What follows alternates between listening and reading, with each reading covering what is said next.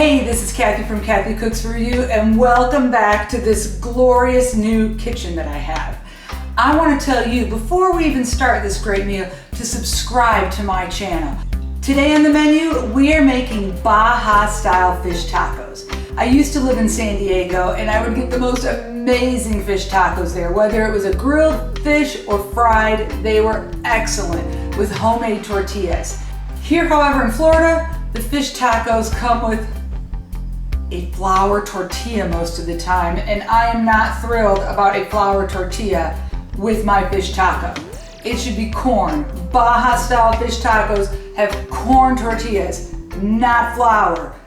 How we're gonna start this is I have 4 pieces of fish. I'm using cod. Use a white fish that isn't very fishy. Now, you don't need a ton of fish in fish tacos. So like this piece here, that's probably 3-4 ounces. That's easily 2 tacos. So don't think you need like 2 pounds of fish to feed a family of 4. You do not.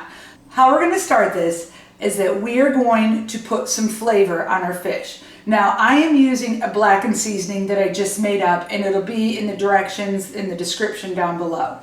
You can buy a jerk seasoning, you can buy a blackened seasoning, you can just salt, pepper, and put a little lime juice on them. It's up to you, but you do want to get some flavor in there. So I'm just gonna put some blackened seasoning on these and rub it in.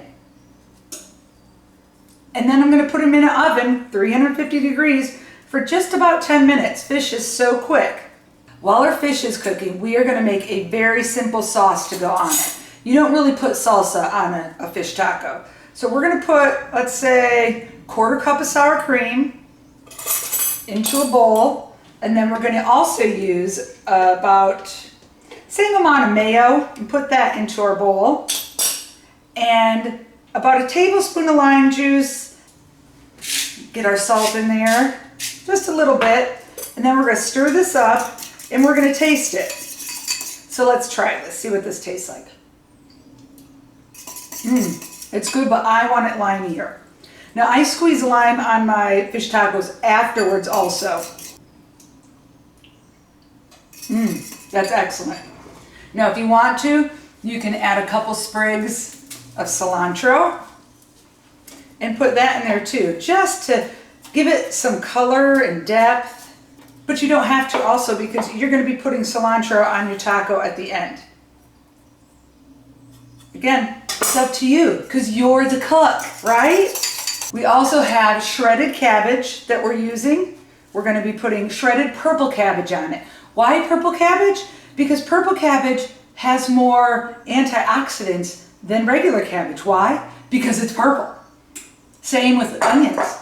Purple onions have more nutritional value. And then we have some little cut up cherry tomatoes here also that's gonna go on it. All right, our fish is done. It's time to assemble. And you don't need a ton of fish, guys. You can't, these are small tortillas. We're gonna add some purple cabbage, some tomato, and then our sauce.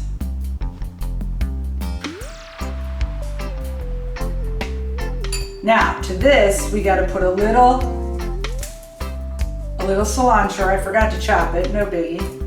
Just putting it on there. Put a little cilantro. Oh, it looks beautiful. And a little more lime because I love lime. This is amazing. Absolutely delicious. And so easy to make. Now, if you want to just buy already shredded cabbage, you can, no biggie. I'd still chop some tomato up, and you have to have the lime and the sauce, and the corn tortillas make it absolutely amazing. Don't use flour tortillas.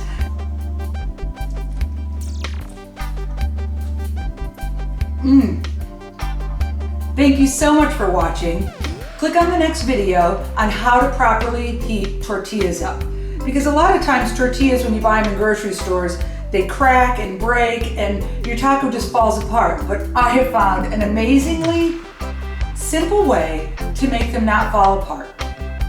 And then also, if you do your own cabbage, this is only a head of small cabbage here. So you have another part of the head that you're like, well, what am I supposed to do with this?